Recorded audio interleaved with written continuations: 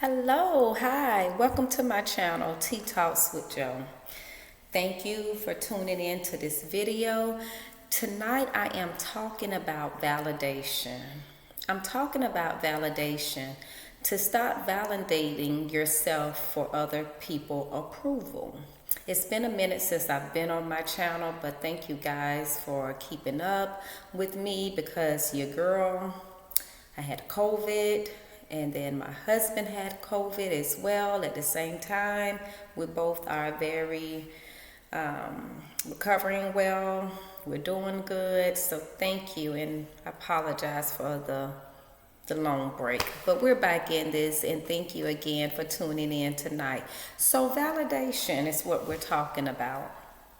Validation, validating yourself for others' approval. So let's jump right into this because I have a couple of things that I have on here that I want to make sure that I go over in my notes, and I don't want to miss anything. So let's jump right into it, okay?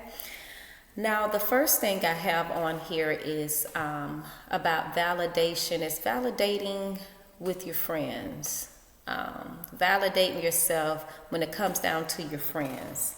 For instance, going to events and places that you'd rather not go, that that's just not who you are. You don't want to engage in those type of activities, but you insist on going anyway to validate someone else's feelings. And that someone, the majority of the time, is a friend. Now, I can say for myself, I was definitely one of these people that did not want to go to certain things because I knew it wasn't my kind of cup of tea. I'm not talking about the things that is for supporting your friend if they are sponsoring an event that's, it's for work or for a new business that they're launching, or just to show support for a business that they already have going on. I'm more talking about certain events that it's just not of your character. Like, you may not be someone that like to party. Your friend might be someone that does like to party, and you're putting yourself in a uncomfortable area to validate the happiness for your friend, regardless of how it's making you personally feel. It's not a good place to be. And I had to learn the power of no, or the power that, hey, that's just not what I like to do. I had to learn how to speak up for myself to say, I don't want to go, and this is the reason why. Eventually, my friends, they know things that, hey, I'm going to invite Joe to, and things that I'm not going to invite her to. They'll let me know they're going, but they're not going to invite me to certain things because they know, like, hey, that's just not her thing, and they respect that, okay? So that's the big part of it. It's just learning how to respect your friends when they say, this is just not my cup of tea. This is just not my cup of tea, and I don't want to go. And then if you have friends like, say for instance, like my girlfriends, they know I like a lot of corny stuff. I'm not going to lie. They think it's corny, and I think it's just like the best thing smoking. Okay, so they know that, hey, if they don't want to go do my corny stuff, I have no problem with that. I'm not upset with them because they don't want to go. I respect the fact that they don't want to go. So respect is due on both sides. I've seen in a lot of cases where people have stopped being friends because someone did not attend a certain gathering, a certain trip, but that the other one wanted them to go to, and they stopped being a friend because out of that validation, that's a validation, and that's an obligation that they're holding that person to come and engage in these things just because I asked you to. And we have to come to a conclusion, and I think I mentioned this before on another video. We have to respect the fact that, one, grown adults, all of us are living busy lives, especially in our mid ages. I don't think any of us are fully retired at this time. If you are, hey, congratulations. But as far as, the ones that are middle age, we have a lot going on. So if you cannot make it to someone, gathering or everything that they invite you to, your friend need to know how to respect that and continue to be your friend. Don't go into this whole spat of I'm not coming to your event because you didn't come to mine. That's childish.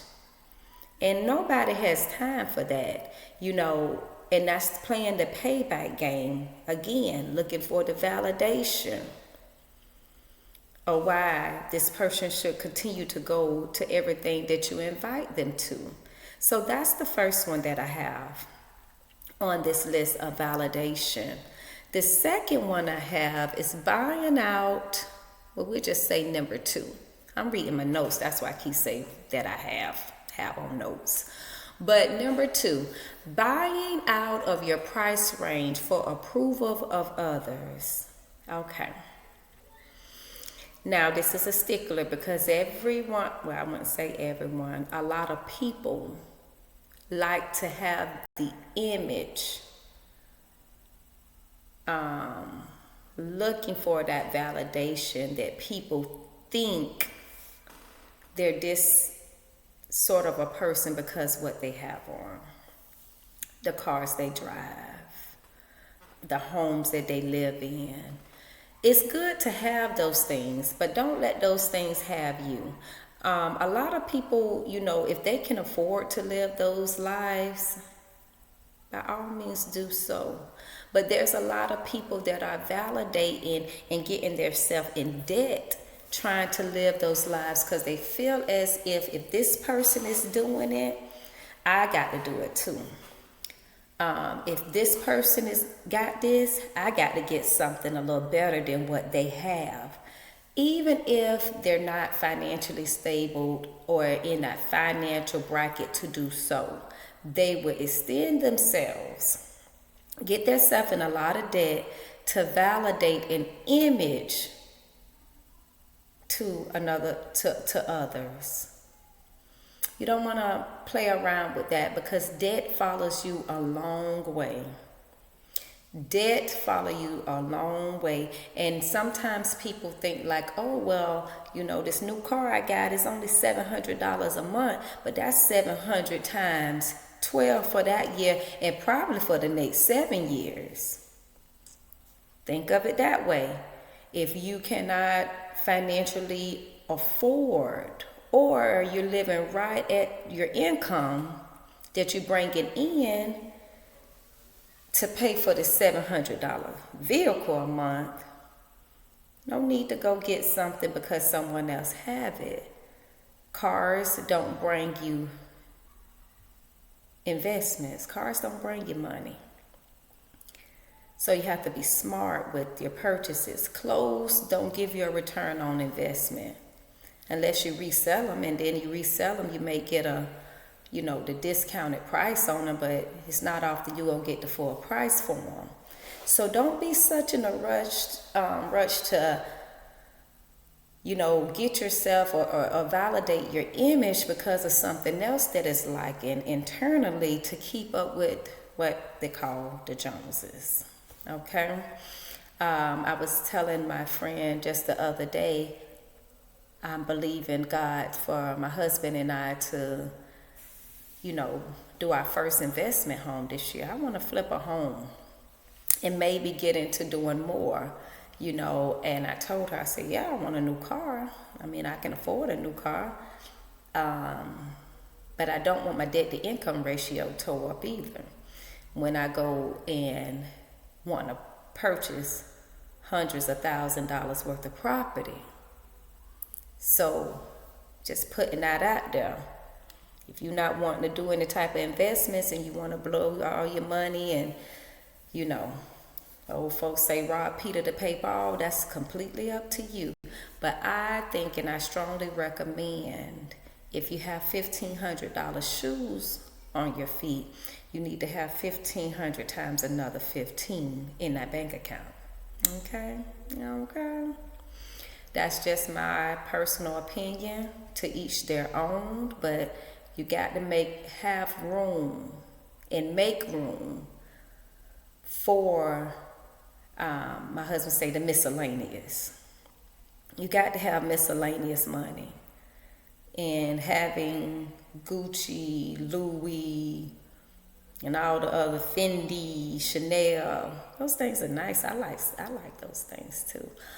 But make sure the priorities are together. I would strongly recommend that. Don't go out trying to validate things just to keep up with others.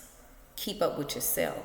Keep up with what's in your pocket and be satisfied with that. Be happy with that. And things like that will come. If that's something that you're desiring, there's nothing wrong. Like I said, there's nothing wrong with having nice things. But get yourself to that point to where you can say, hey, I can go buy these nice things. And if my children have a little emergency come the next day, I'm not trying to go do no GoFundMe. Or I'm not trying to go call the family and everybody got to come together to help me financially take care of this emergency. So Coach Joe is just recommending priorities over debt. Okay. This is a good one I have on here. We're going to talk about number 3. Validating your character because others are talking about you and talking about your past. Okay. This is a tough one because there are certain people that keep bashing other people that they know, other family members, someone that was a so-called friend, about their past. Everyone has a past. Everybody. And some people's past is just not as potent as other people's past. Like for myself, I never been an addict. I never been homeless. I never lost my children to the state and never had my stuff repossessed or put out on the street, thank God.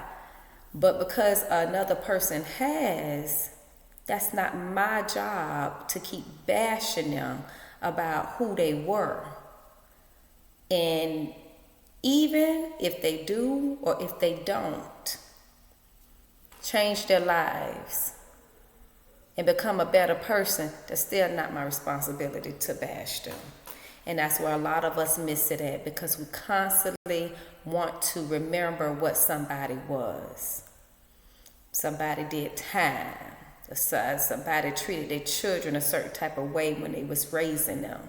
You got family members that don't even want to come to family events, cookouts, Christmas, Thanksgiving. They don't even want to come around because the family is constantly bringing up and reminding them and treating them based on their past, who they were.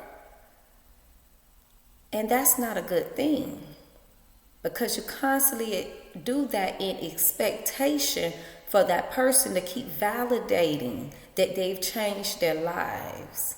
That person don't have to keep validating and talking and trying to prove I'm a new person. I don't do those things no more. I'm not the cousin that come around and steal no more. I'm not that family member that's trying to get $1 from everybody before I leave so I can go get high. I'm not that anymore. If that person has shown changed behavior, that's not for you to keep reminding them of who they were. And even if they have not, and see, that's the part, that even if they have not,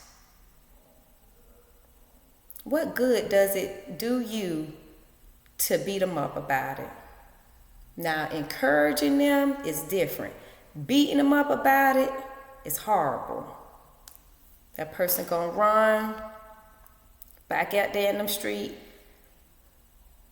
Sometimes they continue to do the stuff that they messed up and caught up in because they feel as if, well, don't nobody care anyway. I tried to do right, they talk about me. I do wrong, they talk about me. I might as well do wrong because ain't no reason for doing right. You don't know what you do to people when you do that.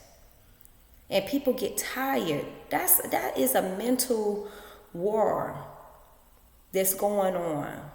The battlefield of their mind, always trying to validate and prove themselves to other people. And some of the other people just sitting back as if that person owed them that or is obligated to do those things.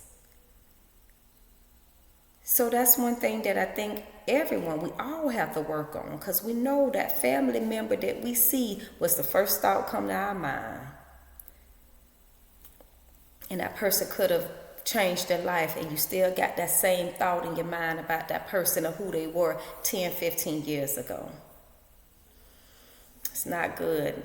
It's not good for you if you're one that's doing the bashing or the remembrance of somebody's past thoughts in your mind about that, and it's sure not good for the person that's trying to overcome it.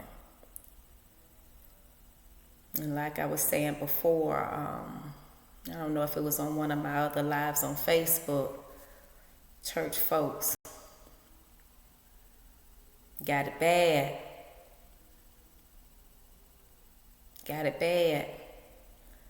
And that's the one place where people should come and be loved. You wonder why people don't want to come to church no more. People not doing family gatherings no more. Everybody's just doing their own thing. There's no village no more. The bashing, the remembrance of somebody past is hurting families and communities. Okay. I don't know if this 3 or 4, but the next one, validating your character after a breakup or a divorce. This is another tough one because each party, the person that was the cause of the divorce and then the person that wasn't cause of divorce, each party is constantly trying to validate their character of who was right, who was the better spouse, who did most of the things in the marriage, who's doing most for the kids, who did most for the kids, etc., etc., etc. Validating that. Validating to the family members, spending all day on the phone, validating your character, validating to your ex that you're doing better without them, that you got more to them since you done left them, flossing it on social media, flossing your new boo on social media just to prove you got one up on your ex. Just to prove that, my next look better than my ex. Validation. Now, why are you doing that? You have to learn not, your behavior and your actions will show up for you. Your intentions is going to show up, whether they're good or whether they're bad. You don't have to work on validation to prove that to anyone. You don't have to try to do that to prove that to your ex. You have people sitting on the phone with their friends and family members, calling up the ex-family members and talking for hours, validating their character.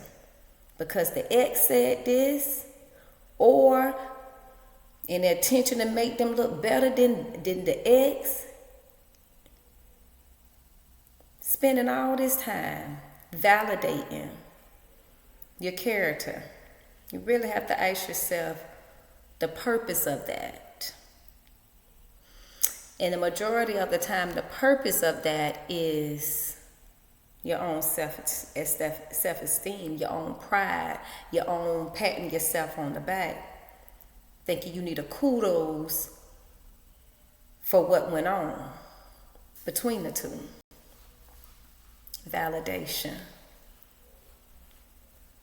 Number 5, validating your parenting skills. I went there. Validating your parenting skills. Just because, and I'm not saying the parenting that is blankly neglect, abuse or anything like that. We know that that is just completely wrong. I'm not taking, there's no validation for that. That's just wrong. I'm talking about validating because someone said something about your parenting skills, the way that you parent your children, that you think you have to validate that to them. Or you have to validate to say, I buy my kids yada, yada, yada in expectation of validation to say what people are going to say. I'm a good mother because my children are labeled with brands from head to toe. Versus someone may say, I'm a good parent because I have my kids in 10 different sports that keeps us busy Monday through Friday. And got time to do nothing else but run him around town. But validation, it's good to do those things. I'm not saying that it's bad. What I'm saying is your reasoning behind them. Are you validating and doing these things for other people to give you a pat on the back? For you to hear, oh, you're such a great mom, you're such a great dad. It's good for people to acknowledge, but what's in your heart? And only you know what you're doing it for. You're doing it for the child or you're doing it for yourself. A lot of people, not for what I've made assumption of, but from what I've heard, live their life through their children. They're making them play sports that they don't want to play. They pushing them in different careers that they don't want to go into. That's validation, because you're doing those things because you're validating yourself,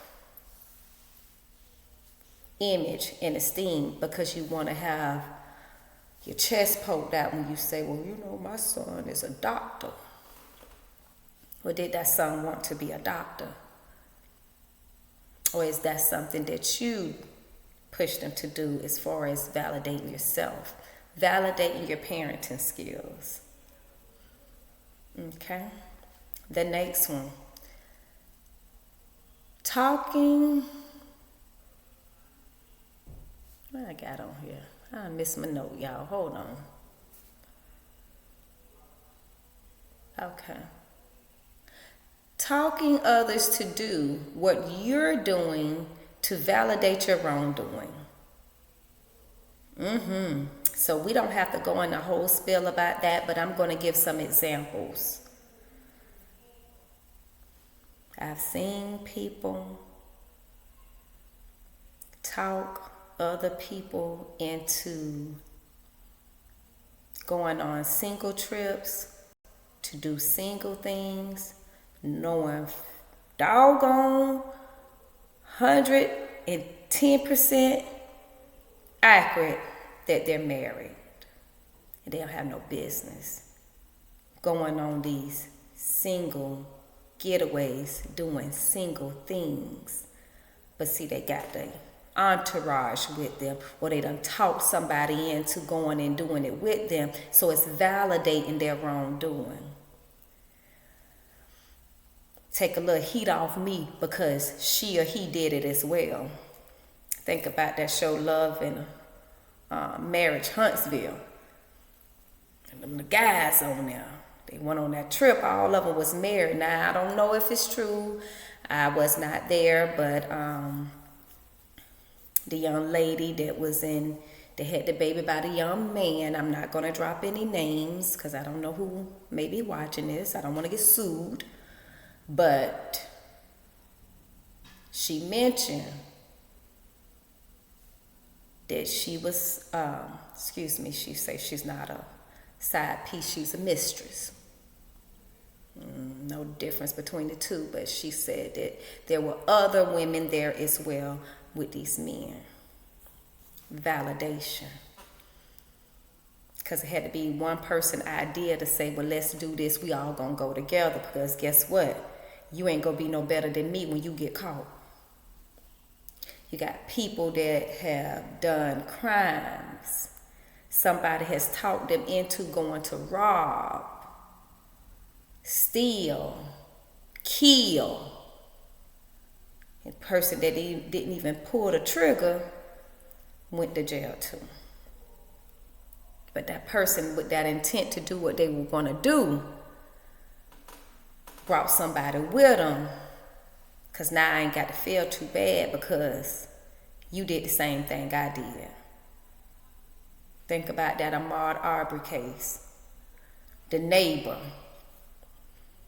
that was recording,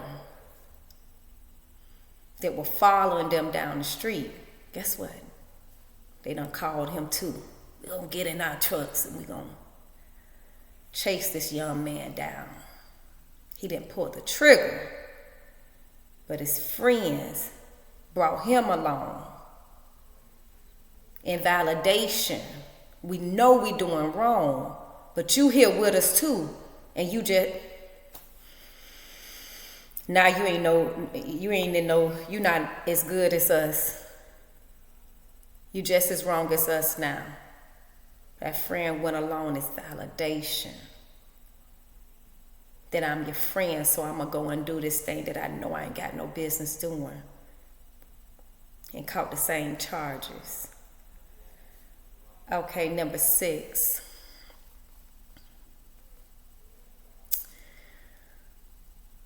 I want to talk about grown adult children. I'm talking about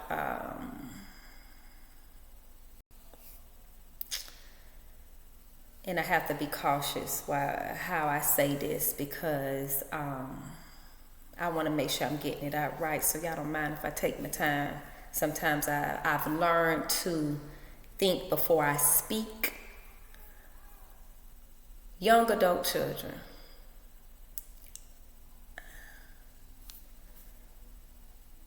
It's really that time to stop making your parents pay for their wrongdoing or their lack of parenting where they may have missed the mark when they were raising you. Now, that's a tough one, because I'm not dismissing anyone's hurt. I'm not dismissing anyone's experience. I'm not dismissing anyone's wrongdoing. Okay? What I'm saying is, if you are going to forgive and rebuild or to build initially a relationship with your parents, your father, your mother, majority of the time in these situations, it's the father.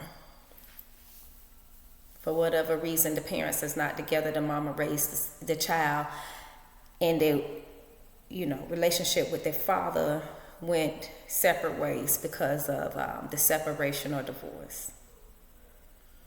If you're going to forgive them and rebuild a relationship with them, yes, it is a conversation to be had because that person broke your heart. I get it. They did some things. Nobody is perfect. We don't live in a perfect world. And a lot of time, children expect perfection from their parents. And that's just the impossible. So, if you're a young adult child or some of you are 30, 40, some of them in your 50s still doing this. So, and you're punishing your parent for what you think or what you experienced that they did not do or didn't show up for you, did not monetarily take care of you, etc., whatever the case may be.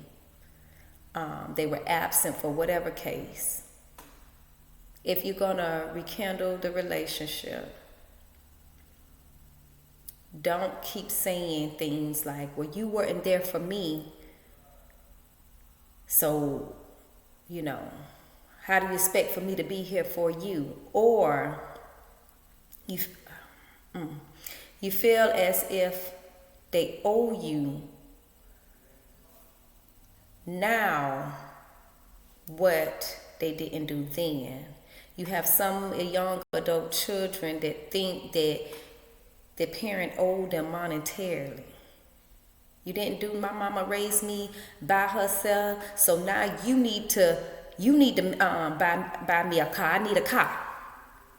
I need a place to stay, so you need to come co-sign on it. I need this, I need this, I need this. These monetary things. And you have some that say, well, you need to watch you can watch your grandkids. Because you ain't watch me, so you can't watch your grandkids. What are your intentions for, rekindling the relationship?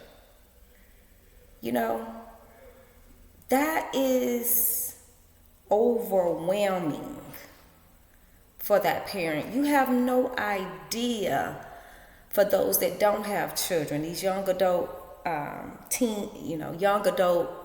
kids that don't have parents.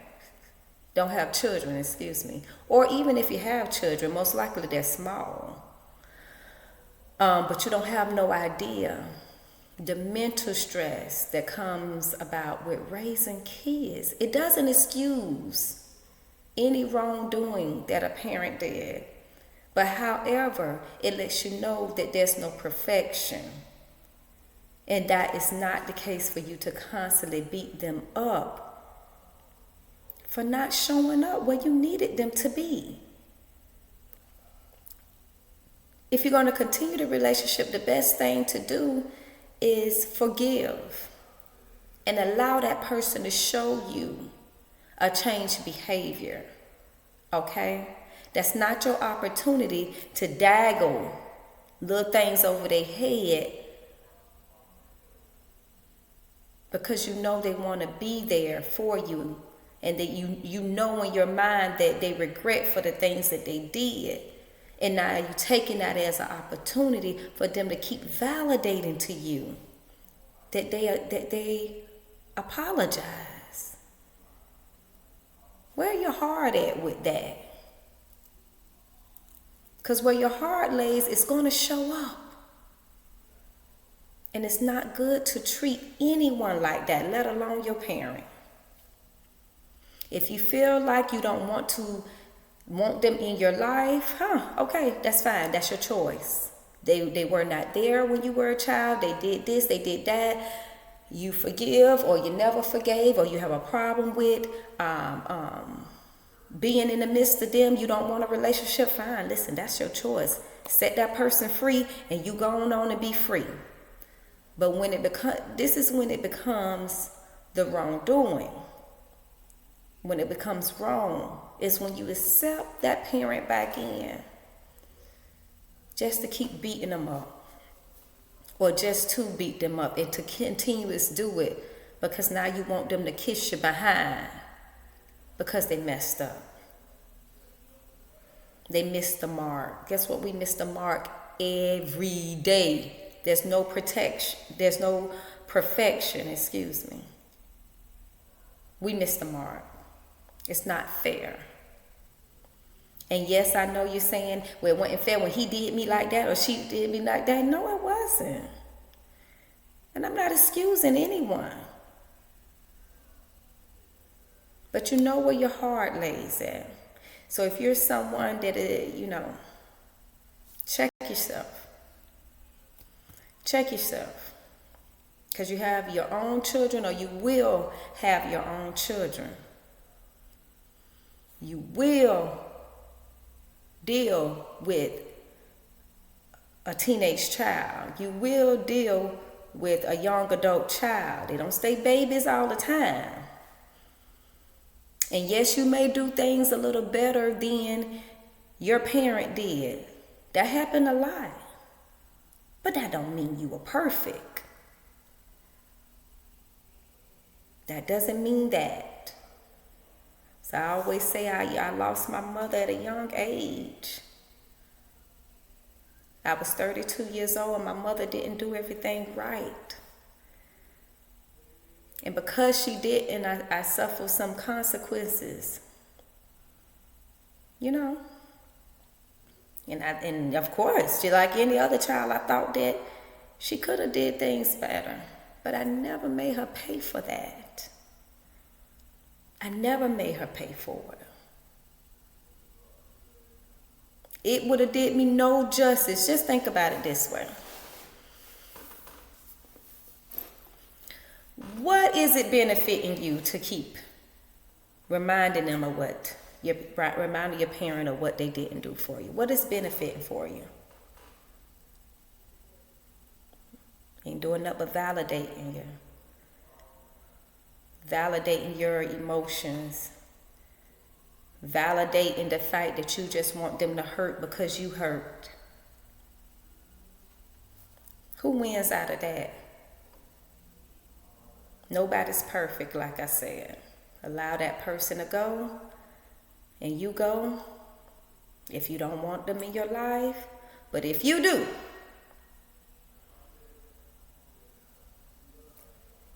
you had a conversation, but you don't sit there. You don't be stuck in it.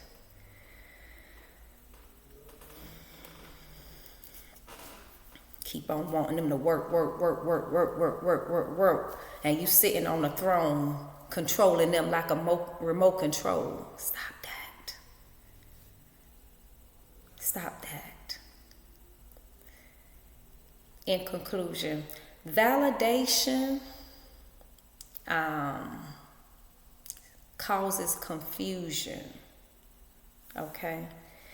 And you wonder why in so many situations or in so many people's lives where they're stuck, they're not growing, they just, as we call it, nursing home, they plateau, they're not going forward, they rather plateau or they're going backwards.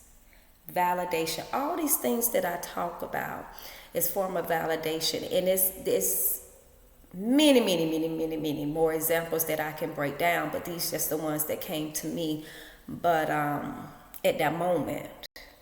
But validating for other people approval have you stuck. Can't grow. Don't allow someone, like the example I just gave, don't allow anyone to make you feel as if you have to constantly validate for them. That's one person.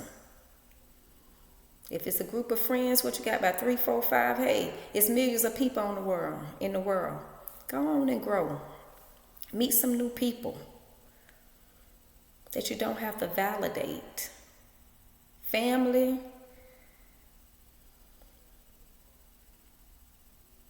I talked about that. That's one dear to me because I see it a lot. Stop automatically thinking and assuming a person did something or they're going to do something, or that's personal to me. I talk to myself with that because you're so used to them doing stuff wrong. Everybody deserves a fair chance.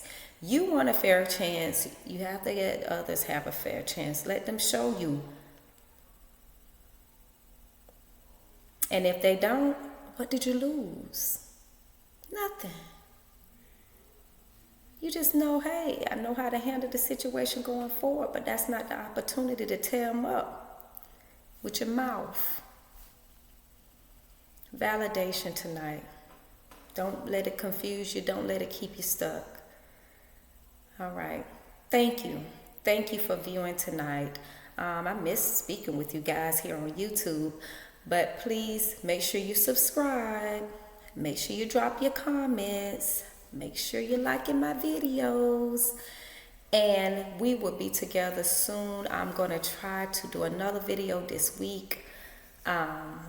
Work schedule and everything. But hey, I'm working it out. Because hey, I'm believing God that this is what I'm going to be doing.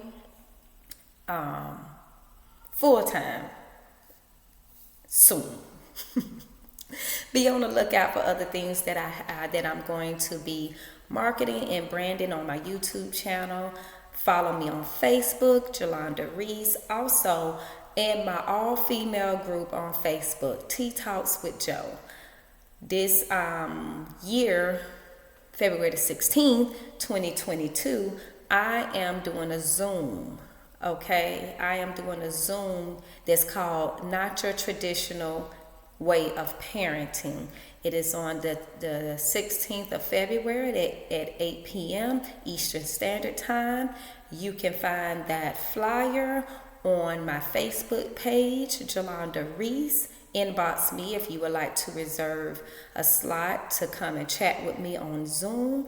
The price is $25 per person. Inbox serious inquiries only. Again, it's been my pleasure speaking with you. Have a wonderful, wonderful Monday evening, and we will chat soon. Bye.